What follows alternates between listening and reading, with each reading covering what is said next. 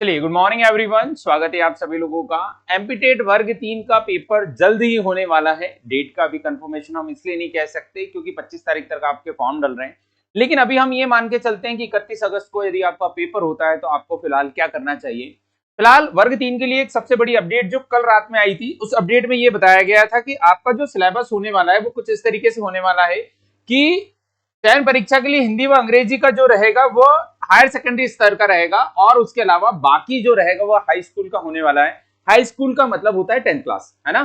Higher secondary का मतलब होता है 12वीं, तो 12वीं क्लास तक आने वाला है हिंदी अंग्रेजी, और बाकी जो रहेगा बाकी विषय मतलब मैथ्स हो गया, सोशल साइंस हो गया, साइंस हो गया, 10th लेवल का आएगा। ठीक है, तो मैं आप लोगों को मैथ्स वैसे रोज ही पढ़ा रहा हूँ, यूट्यूब पर रोज तैयारी करवा रहा हूँ, लेकिन अगले 10 दिन में आप क्या खंगाल सकते हैं या क्या देख सकते हैं जिससे रिलेटेड आपको क्वेश्चन देखने को मिल सकते हैं। तो मेरे हिसाब से अभी फिलहाल आपको कुछ एक तो मॉक टेस्ट भी लगाने चाहिए, साथ में बुक प्रेफर करनी चाहिए। कौन सी बुक प्रेफर करनी चाहिए? जब उन्होंने बोला है कि हम सिलेबस के अकॉर्डिंग पूछेंगे और सिलेबस के अलावा हम जो 10th लेवल तक जाने की कोशिश करेंगे।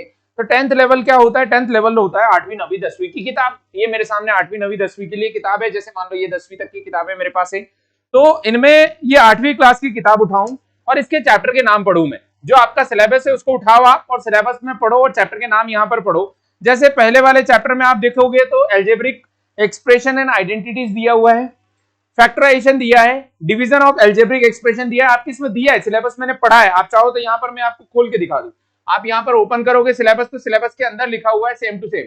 तो इन्होंने सिलेबस कहीं और से नहीं टापा है, सीधा का सीधा 8वीं 9वीं 10वीं की किताब। ये 8वीं क्लास की आर डी शर्मा, आप देखोगे तो 8वीं क्लास की किताब है और इसमें एमसीक्यू भी दिए रहते हैं इस किताब के अंदर और कॉन्सेप्ट भी दिया रहता है। कॉन्सेप्ट पढ़ने का हमारे पास समय नहीं है, आप कोई भी टीचर जो पढ़ा रहा है लाइव उनसे देख लीजिए। आप मेरे पास देखना चाहते हैं यहाँ देख सकते हैं, कहीं और पढ़ रहे हैं वहां देख रहे हैं, कहीं से भी पढ़िए, सिलेक्शन मायने रखता है। तो जहां से भी आप पढ़ रहे हैं आप सिलेबस का टॉपिक उठाइए। जैसे फैक्टराइजेशन दिया है तो फैक्टराइजेशन टॉपिक किसी ने पढ़ाया हो थ्योरेटिकल, वो पढ़ लीजिए। फिर आर डी शर्मा उठाइए, उसके 10-20 क्वेश्चन उठा के सॉल्व करिए, बन रहे या नहीं बन रहे। या फिर कोई बुक ऐसी है जिसके अंदर यही का यही टॉपिक इसी नाम से इसी लेवल पर दिया है तो आप उसको सॉल्व करिए।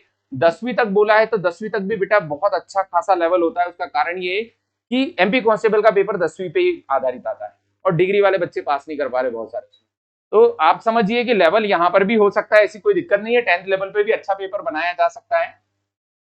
यहां पर अगर जो हम लोग सिलेबस उठा के देखेंगे, ये तो यूनिट नंबर 15 आ गया। ये देखो यूनिट नंबर ये रहा, algebra, algebraic expression, factorisation of algebraic expression, polynomial, polynomial in one variable. यहाँ पर आपको linear equation, linear equation in one variable, solution of linear equation. तो आपको linear equation in one variable है ना, उसके पहले डिवीजन ऑफ एल्जेब्रिक एक्सप्रेशन। ये 10वीं तक 8वीं क्लास की किताब है। अब हम 9वीं क्लास की किताब उठाते हैं, सेम चीजें यहाँ पर आपको मिल जाएगी। फैक्टराइजेशन ऑफ एल्जेब्रिक एक्सप्रेशन, कहीं लिखा है फैक्टराइजेशन ऑफ एल्जेब्रिक एक्सप्रेशन? ये दिया देखो। उसके पहले एल्जेब्रिक एक्सप्रेशन ये लिखा algebraic identity, factorisation of algebraic expression, factorisation of polynomial in one variable. उसके अलावा linear equation in two variable. Same to same copy कर दिया उन्होंने क्या किया, सेम टू सेम चैप्टर के नाम लिखते गए एक एक करके। तो आप इसमें से उठा के देख सकते हैं, इसमें ढेरों एमसीक्यू दिए हैं, इनसे ही सॉल्व कर लीजिए तो ही आपका काम बन जाएगा। इन किताबों में एमसीक्यू दिए हुए हैं। तो आज का जो वीडियो स्पेशली मैं लेके आया हूं वो इसलिए लेके आया हूं कि आप एक एक बार टॉपिक जरूर देख के जाइएगा। आपके इसमें कॉन्सेप्चुअल क्वेश्चन आएंगे, है ना। वर्ग 1 का पेपर उठा के देखो, वर्ग 2 का पेपर उठा के देखो, उन्होंने यूनिट उठाई, उस यूनिट में उन्होंने क्या टॉपिक दिया था उससे कॉन्सेप्ट से रिलेटेड क्वेश्चन उठा के दे दिया। बच्चे ने सिलेबस ही नहीं देखा तो कहां से समझ में आएगा। उसने तो पढ़ा कि गणित आ रही है 20 नंबर की, दे ठोक के गणित गणित गणित गणित गणित। अरे गणित में पढ़ क्या रहे वो मायने रखता है ना। आपके सिलेबस के अकॉर्डिंग टॉपिक उठाओ और उसको सॉल्व करो, ठीक है। तो बुक अगर जो आप चाहो तो मैथ्स के लिए मैं प्रेफर कर सकता हूं कि मैथ्स के लिए 8th 9th और 10th के आर डी शर्मा के एमसीक्यू कर लो। और यदि आपको रिक्वायरमेंट है कि आप नहीं कर पा रहे तो ठीक है, रोज रात को मैं 9 से 11 में सिर्फ इसी के एमसीक्यू करवाने वाला हूं। जैसे आज भी यही किताब उठा के इसी के क्वेश्चन करवाने वाला हूं, इसी के सारे सवाल होने वाले हैं। आर डी शर्मा के एमसीक्यू आपको मिल जाएंगे प्रारंभ एकेडमी के ऑफिशियल यूट्यूब चैनल पर, वो कर सकते हो। दूसरा, टेस्ट लगा लो, लेकिन ऑथेंटिक टेस्ट होना चाहिए जिसने सिलेबस के अकॉर्डिंग बनाया। टेस्ट का मतलब ये नहीं होता कि टेस्ट कुछ भी छाप दिया, सिलेबस के अकॉर्डिंग जो टेस्ट रहा हो वो आप कर लीजिए। अभी 31 तारीख को आपका पेपर होगा या नहीं होगा इसका कोई कंफर्मेशन नहीं है, लेकिन 10th लेवल है तो 10th लेवल तक को कवर करो। और 10th लेवल बोला है मतलब 10th लेवल है ना। पहले जो होता था वर्ग 3 का पेपर वो 5वीं 8वीं का पेपर है ना, 8वीं के लेवल से ज्यादा कॉन्सेप्ट कुछ थे नहीं।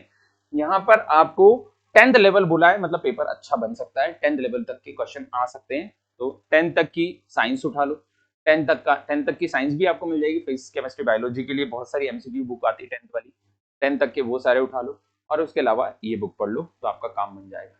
इसी तरह की और जानकारी के लिए प्रारंभ एकेडमी के ऑफिशियल यूट्यूब चैनल को सब्सक्राइब करें और रोज रात को क्लासेस 9 बजे चल रही है वर्ग 3 के लिए, आप जुड़ सकते हैं और पढ़ सकते हैं।